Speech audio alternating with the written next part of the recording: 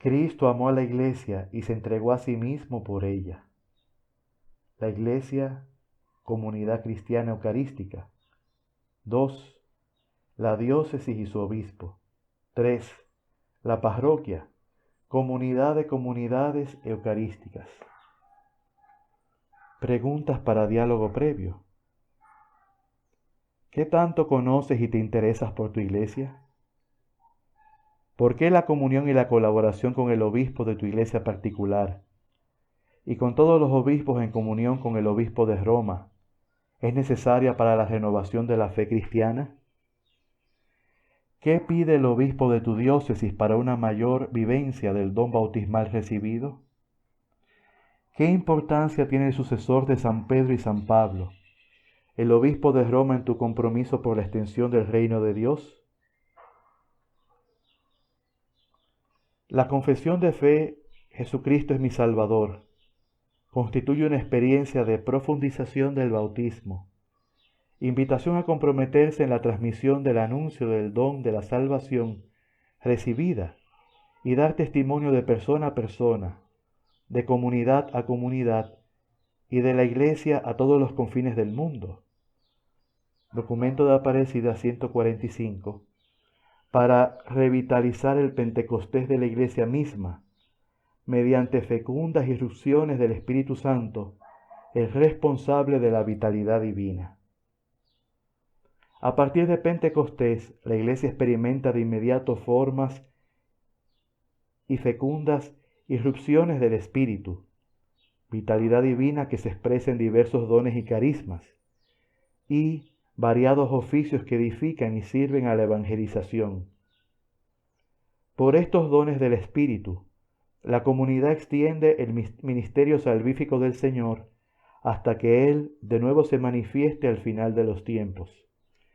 El Espíritu en la Iglesia forja misioneros decididos y valientes como Pedro y Pablo, señala los lugares que deben ser evangelizados y elige a quienes deben hacerlo.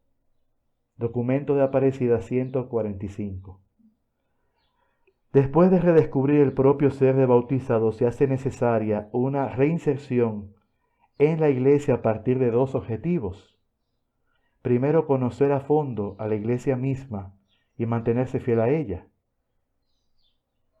Como segundo, de manera que se crezca tanto en el encuentro con Jesucristo como en el pertenecer a Él desde la alegría bautismal. 1. La Iglesia, comunidad cristiana eucarística. Los sacramentos de la iniciación cristiana, bautismo, confirmación, Eucaristía, insertan en la comunidad cristiana eucarística, pastoreada por los sucesores de los apóstoles, los obispos en comunión con el sucesor del obispo de Roma, cabeza visible del colegio episcopal, que tiene la misión de evangelizar hasta los confines de la tierra. El acontecimiento del encuentro con Jesucristo, vencedor de la muerte que ha resucitado, remite de inmediato a su Iglesia, organismo social, de fe, esperanza y caridad, cuyos miembros forman una comunidad visible y jerárquica al servicio del Espíritu Santo. Lumen Gentium. Número 8. Concilio Ecuménico Vaticano II. Su constitución dogmática sobre la Iglesia. La Iglesia, como comunidad de amor, está llamada a reflejar la gloria del amor de Dios, que es comunión, y así atraer a las personas y a los pueblos hacia Cristo. En el ejercicio de la unidad querida por Jesús, los hombres y mujeres de nuestro tiempo se sienten convocados y recorren la hermosa aventura de la fe. Que también ellos vivan unidos a nosotros para que el mundo crea. La Iglesia crece no por proselitismo, sino por atracción, como Cristo atrae todo así, con la fuerza de su amor. La Iglesia atrae cuando vive en comunión, pues los discípulos de Jesús serán reconocidos si se aman los unos a los otros, como Él nos amó. Documento de Aparecida 159. 2. La diócesis y su obispo. El mismo Espíritu Santo que hace renacer en la Iglesia por el bautismo es el mismo que confiere carismas y variedad de oficios en la Iglesia misma con el propósito de edificarla, y por medio de ella evangelizar a toda la humanidad por el ministerio del sucesor de Pedro y Pablo, el obispo de Roma, en comunión con los obispos, sucesores de los apóstoles, que tienen la misión de manera colegiada, hasta el final de los tiempos, de conducir a todos los hombres a la buena noticia del reino de Dios. El Evangelio y la Eucaristía, por la acción del Espíritu Santo, congregan y hacen crecer a la iglesia particular llamada diócesis, lugar privilegiado de la comunión en torno al obispo y su presbiterio. La iglesia particular es totalmente iglesia, pero no es toda la iglesia. Es la realización concreta del misterio de la iglesia universal, en un determinado lugar y tiempo. Para eso, ella debe estar en comunión con las otras iglesias particulares y bajo pastoreo supremo del Papa, obispo de Roma que preside todas las iglesias. Documento de Aparecida 166. La vida en comunidad es esencial a la vocación cristiana. El discipulado y la misión siempre suponen la pertenencia a una comunidad. Dios no quiso salvarnos aisladamente, sino formando un pueblo. Este es un aspecto que distingue la vivencia de la vocación cristiana de un simple sentimiento religioso individual. Por eso, la experiencia de fe siempre se vive en una iglesia particular, reunida y alimentada por la palabra y la Eucaristía. La Iglesia Católica existe y se manifiesta en cada iglesia particular, en comunión con el obispo de Roma. Esta es, como lo afirma el concilio, una porción del pueblo de Dios confiado a un obispo para que la apaciente con su presbiterio. Documento de Aparecida 164, 165. Al interior de la iglesia, el oficio de Jesucristo, primero, enseñar la sana doctrina. Segundo, el presidir la vida litúrgica y oracional. Y tercero, el servir al pueblo de Dios ha sido confiado a los obispos en comunión con el obispo de Roma, como verdaderos pastores asistidos por sus presbíteros y diáconos, para fomentar la vida comunitaria eucarística a la que se te llama a participar y a promover. Los obispos, además del servicio a la comunión que prestan en sus iglesias particulares, ejercen este oficio junto con las otras iglesias diocesanas. De este modo realizan y manifiestan el vínculo de comunión que las une entre sí. Esta experiencia de comunión episcopal, sobre todo después del Concilio Vaticano II, debe entenderse como un encuentro con Cristo vivo, presente en los hermanos que están reunidos en su nombre. Para crecer en esa fraternidad y en la corresponsabilidad pastoral, los obispos deben cultivar la espiritualidad de la comunión en orden, a acrecentar los vínculos de colegialidad que los unen a los demás obispos de su propia conferencia, pero también a todo el colegio episcopal y a la Iglesia de Roma, presidida por el sucesor de Pedro, cum Petro et sum Petro. En la conferencia episcopal los obispos encuentran su espacio de discernimiento solidario de los grandes problemas de la sociedad y de la Iglesia, y el estímulo para brindar las orientaciones pastorales que animen a los miembros del pueblo de Dios a asumir con fidelidad y decisión su vocación a ser discípulos misioneros. Documento de Aparecida 181. Tercero, la parroquia, comunidad de comunidades eucarísticas. La vida comunitaria desde la iniciación cristiana tiene su punto de arranque desde el bautismo. Se reaviva por la confirmación y se desarrolla y se concreta gracias a la conformación de comunidades cuyo motor es el sacramento de la Eucaristía. Esta fuente de renovación eclesial permite que sus miembros se transformen en discípulos misioneros al servicio de la Iglesia diocesana y de las parroquias en su dimensión espiritual y social. Entre las comunidades eclesiales en las que viven y se forman los discípulos misioneros de Jesucristo, sobresalen las parroquias. Ellas son células vivas de la Iglesia y el lugar privilegiado en el que la mayoría de los fieles tienen una experiencia concreta de Cristo y la comunión eclesial. Están llamadas a ser casas y escuelas de comunión.